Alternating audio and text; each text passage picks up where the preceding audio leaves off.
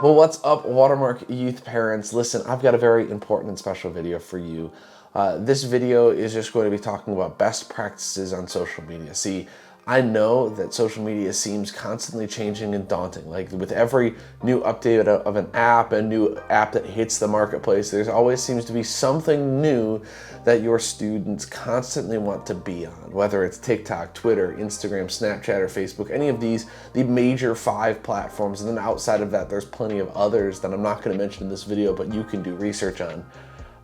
Each one of these platforms has a different, great thing about it, but each one of them also has a thing that makes it very dangerous very fast. And so today, my goal is to create a video that's just a resource for you that can give you some information on some best practices on social media.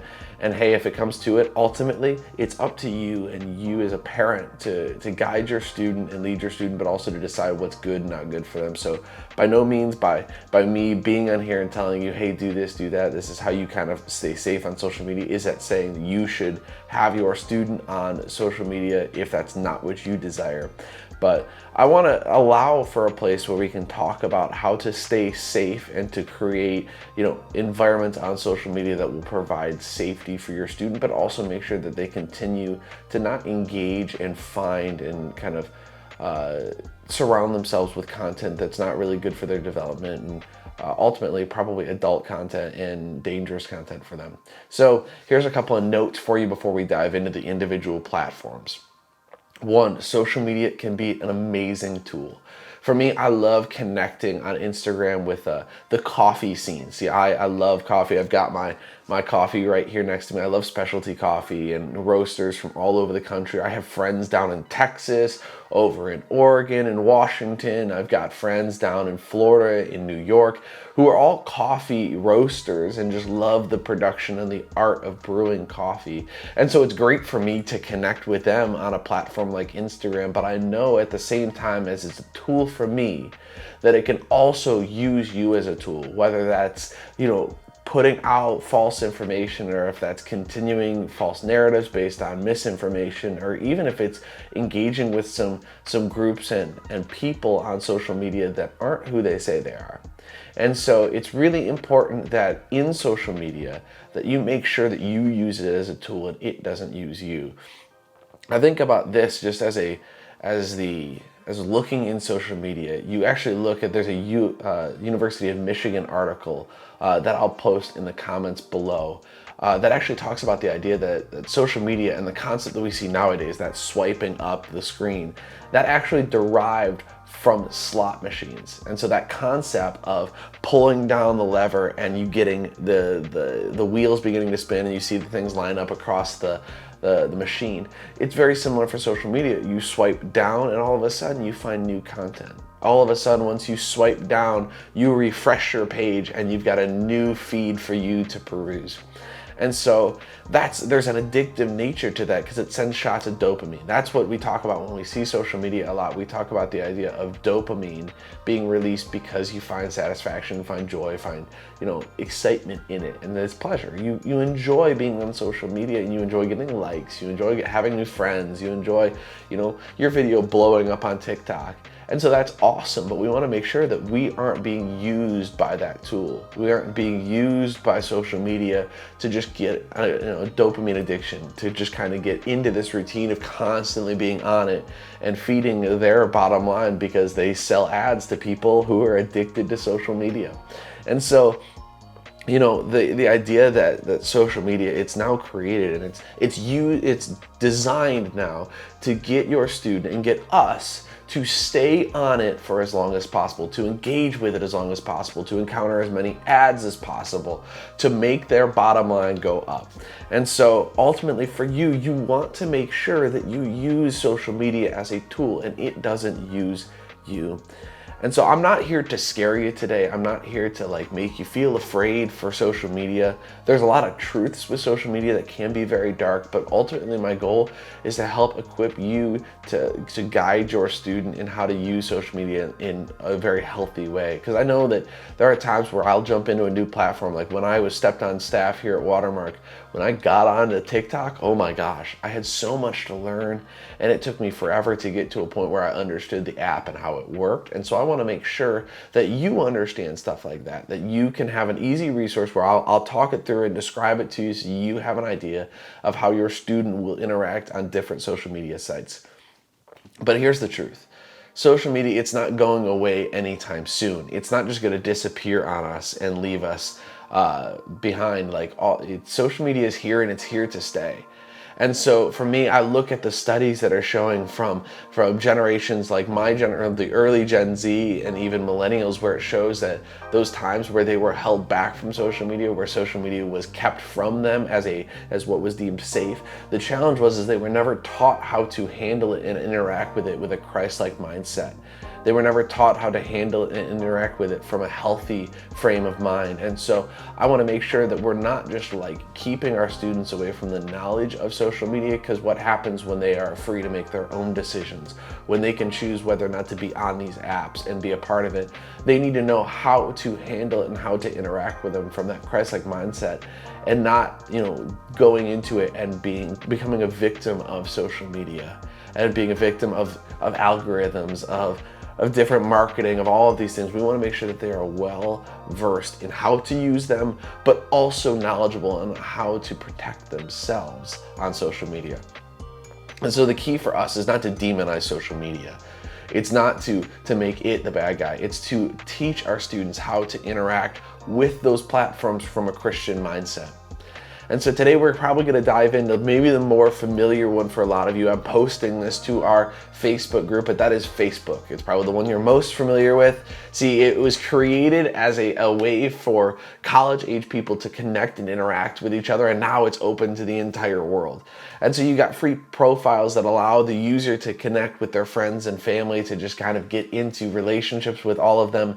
It finds a great way to just connect and be together, keep up on our lives. You have the timeline that allows to see, anniversary dates, birthdays, big events, new job changes. It's like a significantly less business LinkedIn. And so, the thing about Facebook that is so worrisome is that it's the easiest platform to find someone that you are looking for. So if you're going on and trying to look up someone, especially employers, they talk about that when I was just in college. They'll go and find your Facebook and look you up, and they'll find you. And so it's really important that when you're on that platform that you present yourself well. And so, there's also this challenge about the platform that when you post a picture or a video to Facebook, odds are if you do a quick Google search of your name, you will be able to find those same pictures on Google. And so you want to be careful. Again, what you post on Facebook, it's not just isolated to Facebook. It is now can be accessed from anywhere in the world. And so here are the pros with Facebook. It's great at keeping up to date with those family, friends, their relationships, their work, their social life. It's a really great and easy way to stay up to date. I know that my grandmother loves keeping up to date with everything that I'm doing through Facebook, and so I try to stay up to date on all that's going on in my life. I don't do a great job at it because I really don't love it. But either way, I use Facebook to keep up to date with a lot of my distant friends and family. But the cons is that misinformation is a huge issue on Facebook. Anybody can post any article anytime, and the challenge is that those articles don't have to be backed up. They don't have to be true.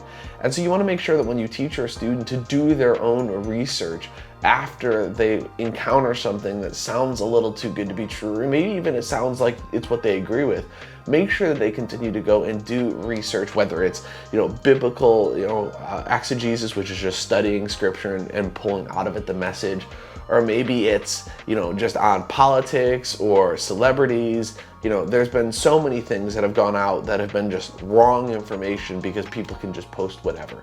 And also to be careful, especially when dealing with Facebook Marketplace, there is a lot of people who are looking to scam you. And so the challenge is there are scams everywhere. They aren't new, and so make sure that when you engage in Facebook, you're aware of that, and you make sure your student isn't just like out there just buying whatever and then putting in your card. Like, make sure that they are aware that Marketplace is a very dangerous, but also, and a very opportunistic place, but also very dangerous as well. So we're gonna move into Snapchat. Snapchat is a personal communication platform. The beauty of Snapchat was when it was designed is that it was texting, but with a little extra flair, and that was so you can be able to send temporary photos and texts to each other and engage in conversation. And you can post stories just like on Instagram. Snapchat was the one who introduced it first. So you can post a story, which is to any of your friends on Snapchat. They can see something that you're doing, or maybe someone you're hanging out with, or whatever you post to your story, they can see. And there's also channel stories from social celebrities and media outlets that are on the stories page. You can kind of see, you can catch up on your news, you can catch up on famous celebrities that you follow on there, and it's super easy to stay up to date on all of that. There's also a beautiful thing that's called Snapchat Memories. I love Snapchat Memories because every so often something pops up and I'm like, oh my gosh, I forgot that even happened. And so that's a great way to continue to stay up to date on things that happened in the past, and you're looking back, what happened on today, and you can see some of those. And so there's also on there an ability for a locked photo album or a video album, and it's named For My Eyes Only. And so it's a password protected album that's inside of Snapchat that you can kind of put pictures that you take on Snapchat, you can lock it in there. And they stay there. I don't know about the back end security of that platform, like, what does Snapchat see of all that? All I know is that for us, if you were to log on to your student's phone and they had a For My Eyes Only album, they would have a pin on there, and nobody would be able to access it without that pin. There's also a feature called Find My Friends. Location is a huge thing with Snapchat. They're share my location, so when you open up Snapchat, it pings your location and it can share it with your friends. You'll zoom out on your map and you can see a bunch of your friends on Snapchat. And so location's huge, and even one that's more important is that, with that location, if you have it enabled, there is features that allow you to add people who are nearby. And so that's always made me a little uneasy. And so here are the pros of Snapchat. The pros is that it's an easy personal communication platform. I love sending pictures and videos and just kind of like bouncing back and forth. I can see the face of the person I'm texting. Sometimes it takes away that like miscommunication of just like sending a text. Like, there's a different vibe when you see each other's face.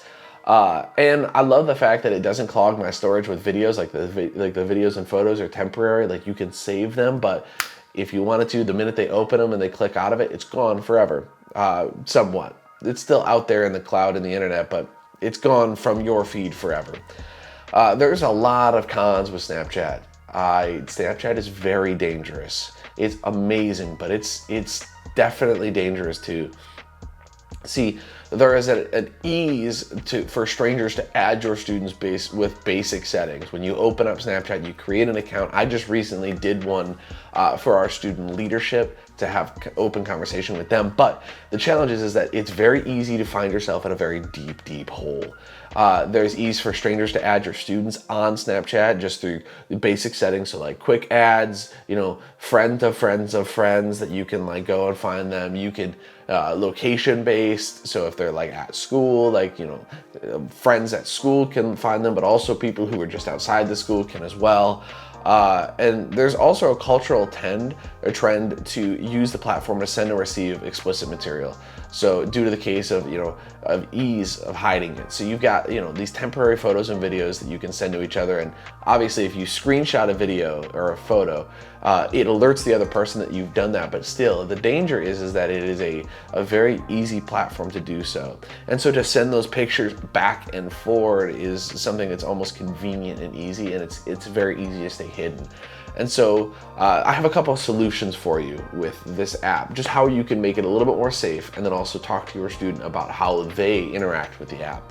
The first is, set the who can settings. So you go to settings, you'll find in there a who can section. It's like, who can add me nearby, who can see my location, who can see my stories.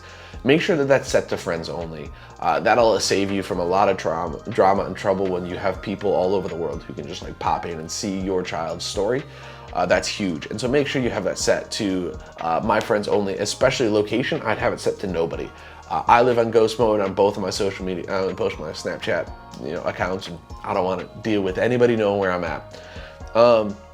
Make sure you have a conversation with your students. Like I said, their responsibility on you is to make sure that they handle these platforms as a responsibility. Like they've earned, like they can earn it, but they can also lose it. Like that they make these decisions and they have to act as, for us, we look at it, act as Christians, act as how God would call us and desire us to act within these platforms.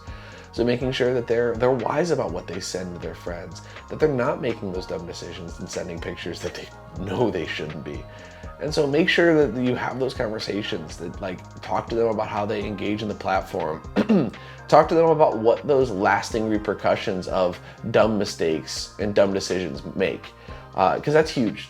Understanding the mistakes that you've made as a parent and even in your life as a student and the things you wish you would have gone back and done differently, those are huge for your student to hear so that they know that there's repercussions for when you make mistakes. And then also make sure that they only add their actual friends. Make that very clear. Hey, you can have Snapchat, but you can only add the people you know. And even maybe if it's for you, maybe it's having a conversation where it's like, hey, if you want to add somebody on Snapchat, talk to me and we'll make sure that it's a good person. Because you do not want some creep, some random person to add them because they're nearby. Because I've heard horror stories about people sending things back and forth with, people who are far above the age that they should be sending and having this conversation with a student, and obviously breaking the law. And it's heartbreaking to see the pain and the trauma that causes. So make sure you have that conversation, that you're not just hands off on Snapchat and hands off on these platforms, but you make sure that you give them that responsibility, give them that level of trust, but also making sure that you're continuing to teach the right things. So now we're going to move into algorithm apps. Algorithm apps talk about TikTok and Instagram. Those two are all based off of the way that you interact with posts and content. It will provide you new content to look through. And so we're going to start with TikTok. It's the newest one. It's the hottest trend. COVID blew it up and it's been amazing. I love TikTok because it's a great platform to be on. It's a lot of funny videos, but there's also a little bit of that danger. And so you want to make sure you have those conversations. So TikTok, it's short form videos, anywhere from 15 seconds to a minute to 3 minutes. And it's famous for dancing videos, like, goofy dancing, even some comedy. There's a lot of stuff on there that's just random. It's whatever you want it to be. You can find your own side of TikTok there. It's great for being tailored to your entertainment. So basically what it does is over the algorithm, you kind of interact with certain posts and they see who they interact with and they create this niche for you where you go through TikTok and you're swiping and you see videos that are a lot like the ones you've already liked and you've already enjoyed. And so it's a really awesome platform if you use it right. And so for me, I love TikTok because I engage with other Christian creators. I'm able to see other just funny videos. I love cars, I love coffee. And so I see stuff on that. I see some fitness things because I've engaged in fitness content. I also see photography content, which I'm taking this on my very expensive camera behind me. And so it's a platform I love. And so there's a lot of pros, but there's a lot of cons. Like I mentioned with a lot of social media, there is great things. Don't discount the great things, but I promise you there's also things to be weary of and aware of. So pros, super easy to post. It's not like you got to make a super high production video. A lot of people take it with some really crappy phones and just take some really dumb videos and they blow up and it's awesome and it's so much fun. It allows for so many people to be creative and funny with their content. The platform, it's trendy. You can get on trends, you can see new things, you can get accustomed to new songs, and it's like I said, it's really tailored to your entertainment needs. The problems are it's the ease of borderline adult content. When I made the youth account, when I started TikTok, before I plugged in the account information, before I made the account, I just swiped. I had never engaged in TikTok. I didn't have one. I wasn't on the platform. It had no logging of my device or my IP address. But the first couple of videos that I saw were very, very dangerous. They're borderline adult content. It was it was rough. And I was really worried that was what TikTok was going to be until I trained TikTok to be for me. But the challenge is you have to be aware of those things. You have to be aware of what's going on TikTok. And so there's some trends on TikTok that are sexually provocative and explicit. Songs that are used as the audio for some videos can get very vulgar in language, and even some trends like that imply sexual behaviors happening. It's very dangerous, and especially I see middle school students engaging in those because they see their the popular trendy celebrities doing those same trends, and it's like, oh my gosh, like, you were 12, you're 10, stop, no, stop, no. And so be careful with TikTok. There's also an ease, like every other platform, ease of strangers reaching out to contact you. It's everywhere. It's really making sure that you only engage with the accounts that you know. And so the solution is this, and kind of some solutions. I haven't fixed the whole platform, but teach your student and help them train the algorithm. It means going onto their video, going through their feed and liking some videos and disliking some videos that aren't worthwhile, or maybe it's going in and after the student is done for the day, you log into their TikTok and you see the videos that they've liked, and you say, oh, if that's a bad video, you unlike it and then hold the video down, you long press on the video, and then it'll pop up an options menu and you can say not interested, and it'll pull those kind of videos off the feed. And even teaching your student to engage with that same platform and that same idea, making sure that if it's in their For You page and they're like, that's wrong, it's not for me, I don't want that in my life, make sure you go in and just like, they can do it too. Go into your settings, and there's a page called Digital Wellbeing. It says daily screen time restricted mode. Those are two of the options there. Restricted mode, it makes sure that there is no explicit lyrics and there's no explicit videos making it onto their For You page. I actually run my personal account in restricted mode just because I don't want to see it. I don't want to see girls on there. I don't want to do any of that. I don't even want it to be a thing in my life. And so what I do is I make sure that I take that step beforehand. And I get rid of those videos. I make sure that they're not going to be there on my page. And I continue to train my algorithm to make sure that those videos don't make it. And then even daily screen time, I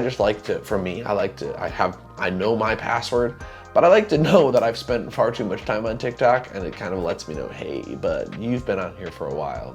Probably time to peace out. So I encourage you to do the same, to go in and set those maybe for your student. Also just teach them to make sure that they engage with those platforms in a healthy way. And then also allow your student one account.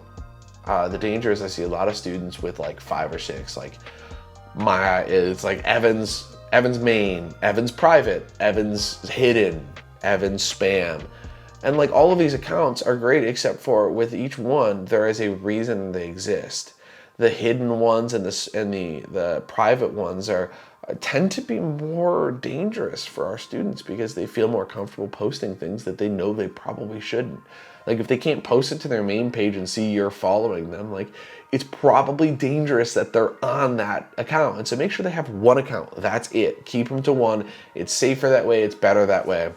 And then also make sure that they do not, like I said, have conversations through the DMs with people they don't know. It's not worth it. I haven't had a lot of experience with people reaching out to me in DMs, but I know it happens, and so be careful.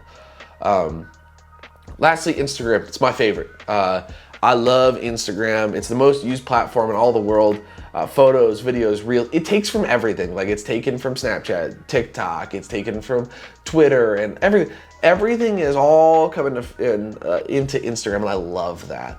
It's a great way to stay up to date on friends, especially millennials and younger.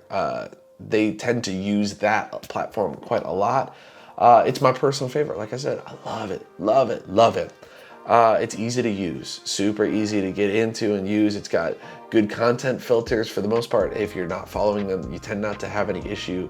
It's much less unpredictable with its algorithm. Like you've got your followers you're following, and it keeps you pretty safe. And then it's easy to create and share fun content. I love that platform for it. The cons for it is that bots and random people tend to end up in your DMs. I have bots trying to sell me and help and ask me to help them promote something all the time. You just gotta make sure your student knows just to disregard those. If they're promising $100, I promise you, you won't have any money from it. And the Explore page, it's the second page that's got a little like magnifying glass search icon. The challenge with that is true to the algorithm. It is whatever on that page, and so typically for males, it's a lot of females. If females, it's a lot of male celebrities, and so you've got a lot of those. Got a little bit more of that explicit content on there. Again, it's training that and engaging with the right content throughout your normal page. And so the solution is this. For Instagram, private Instagram accounts are the best for students because it only engages with the people that you know, and so it keeps you from just like letting anybody and their mother open up your page and find you and see what's going on, especially because I know students, let's be honest, students tend to post some dumb stuff regularly. Supervision settings, in settings, so you go over to the settings icon on their profile page, you go up to like the three lines, and there's a settings icon under there. You can go to the supervision setting, and it helps if you have an Instagram, you can pair your Instagram with theirs and keep an eye on what they're engaging with. And it's awesome. I know the students probably won't think so, but I think it's great. And then also go through the privacy settings and explore and just kind of see what works for you and what you feel comfortable with and what you don't. Last account, and it'll be quick, Twitter. I hate Twitter. Hate Twitter. Twitter's stupid. It's dumb. I hate it. I can't stand it. I know a lot of people love it. I don't. It's dumb. It's not worth it. Honestly, your student probably doesn't need to be on it because it's not worthwhile anyways. What is Twitter? Twitter is very similar to Facebook in the sense that it's like you make an account, but you just send text tweets. That's it, really. It's text tweets, it's videos and photos, but like most of the time it's just tweets, and it tends to be hyper political. Poor content filters, and honestly, there's seasons where porn videos were accessible and available through their platform. Like you could have adult content, and all you had to do was just like when you opened up the page. I was listening to a podcast talking about just the idea that like when you would go on Twitter, like you would just open it up. You can go to any of these more explicit contents, and all you would have to do to get by them is just go, "Yep, I'm an adult." You would just like verify that you were an adult, and you could see anything. Twitter is the least kept platform of all of them, and it's always in the news because everybody's constantly always, there's tons of cyberbullying, tons of frustration, and a lot of anger taken out on Twitter. There's a lot of good stuff, a lot of great pastors that post some awesome content on Twitter because it's easy to tweet those sermon quotes and stuff like that. But overall, really don't like it. It's good to just avoid it at all costs forever. If Twitter just stopped existing tomorrow, like MySpace, I'd be okay with it. But there's also on Twitter, there tends to be a lot more cyberbullying and grooming on that account than any other one.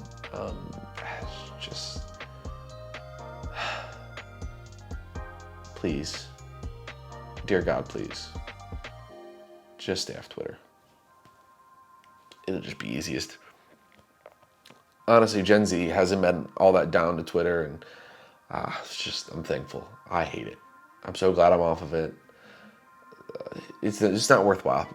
If your student desires to go on there, I'm sure there's plenty of other videos you can find on how to be safe on Twitter. Just avoid it. I promise. It's going to be easier and it's going to be better. So lastly, here's the last thing I'm going to say. Have an account on each of these platforms. Have one. On each of the platforms your student is on, have an account. Why? Because it's super important for you to engage with the same content that they are, so you can understand what they're experiencing on that platform, and you can decide for yourself whether or not it is worthwhile for your student to be on it, or if it's just far too much risk for the reward. And so make sure you engage with their same content and their same accounts, just so you're aware, so you're not, it's not an alien platform when you finally encounter it. So I'm thankful for you all, thankful for what you mean to me and to our students. If you're watching us from Watermark Youth, I'm thankful for you guys. If you just stumbled across this video, I'm thankful. I really hope that it was informative for you and just helped you to see a little bit more of the perspective that social media has to offer. So thank you all, and I will see you next time.